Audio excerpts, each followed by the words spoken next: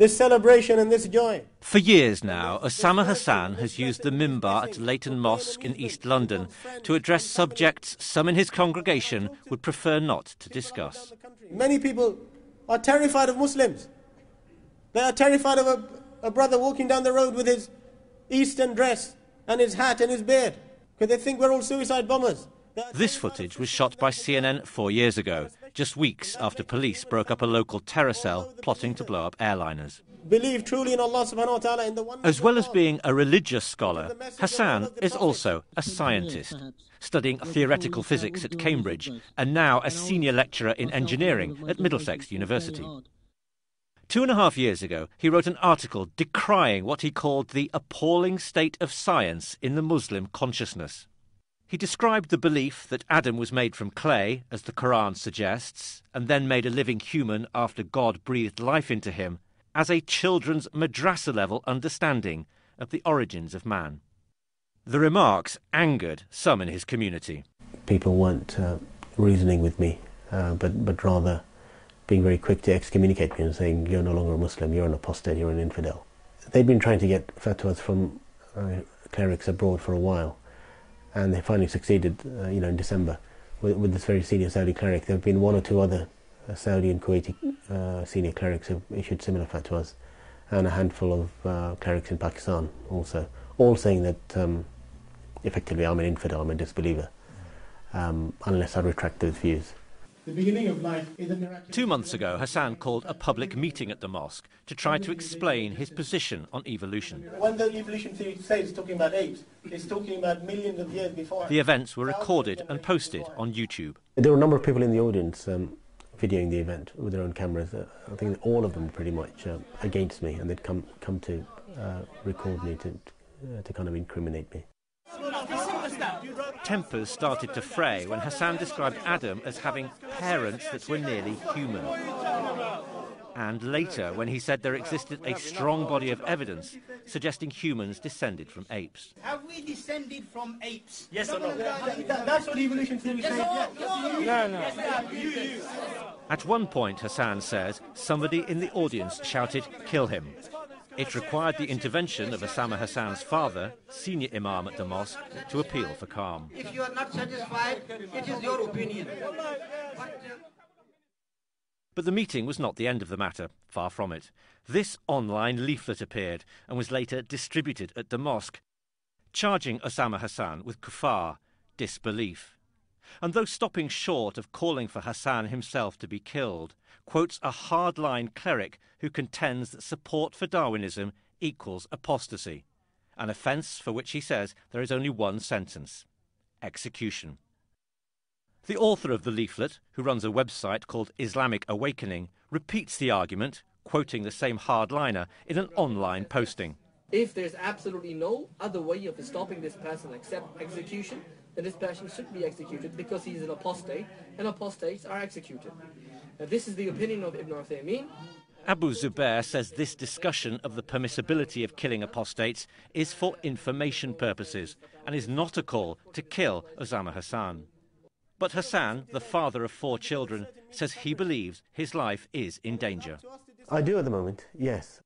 Given the fact that we have many angry young Muslims in this country who have taken the law into their own hands before with terrorist plots and with an attempt to murder an MP, for example, last year. I do feel that somebody young, impressionable, may feel it's their religious duty to kill me. So I've had to take extra precautions at home and with my family, etc. Police say they are investigating alleged threats against Osama Hassan. When we visited Leighton Mosque, the mosque elders said it was still too sensitive to allow us inside to film. People in this nearby cafe told us they were very troubled at the idea their imam could entertain ideas about evolution. Many said they could not pray behind him. Among the few who were prepared to talk to us on camera, there were mixed views. The theory of evolution can definitely not work with Islam, as we believe that Allah is kun fayakun, which means that he made Adam alayhi salam with his own hands. I don't think anyone should jump the gun and start getting upset over someone's opinion, because it's opinions that make the world go forward. Echoing that position online, voices of tolerance started to come forward. We've had an amazing response. We have over 1,100 members. In the first 24 hours alone, we had over 800. So there's a huge appetite for the kind of work we're doing on this campaign. Tamina Kazi was so concerned by the campaign against Osama Hassan that along with a friend, she set up a Facebook group.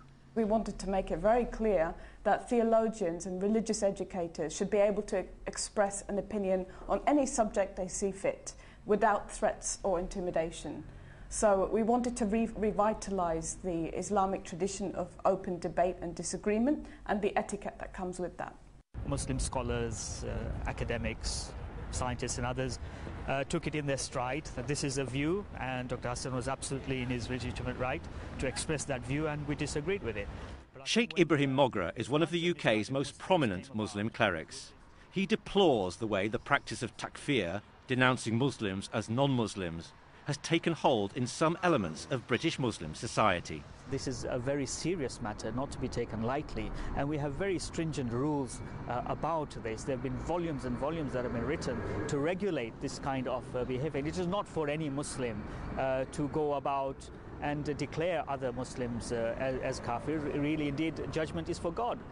Just over a week ago, Osama Hassan issued a statement on his website in which he said, "I regret and retract some of my statements in the past about evolution, especially the inflammatory ones.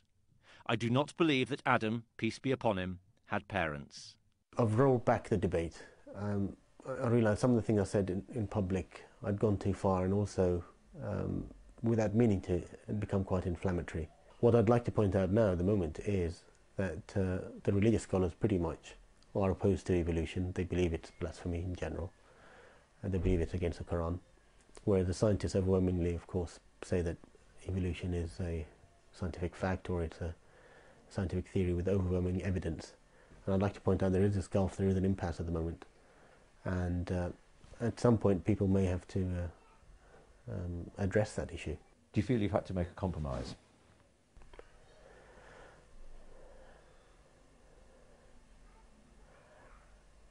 No, I actually feel that I've learnt about community dynamics and what is wise to say and promote, and what isn't, and what is important for the community and what isn't. Ibrahim Mogra takes this retraction at face value, but acknowledges its wider importance. This is a critical issue for us, indeed, because if we fall at this hurdle, then who's next tomorrow? And if we're going to allow ourselves to be intimidated like this and publicly have to retract and say things that we don't actually believe in, then that would be a great disaster for Muslim scholarship and for the freedom that we enjoy in our country to be able to express our views without fear and without intimidation. Allahu Akbar. Allahu Akbar. And this great day is one of his great blessings. Despite his retraction on evolution, it will likely be some time before Osama Hassan can again lead the faithful at Leighton Mosque. But he still hopes to return someday soon to pray. I'm hoping that the situation will have calmed down, and I'll be able to go back soon and join the congregation in prayer again. It is my favourite mosque in London. Yeah. Andrew Carey, CNN London.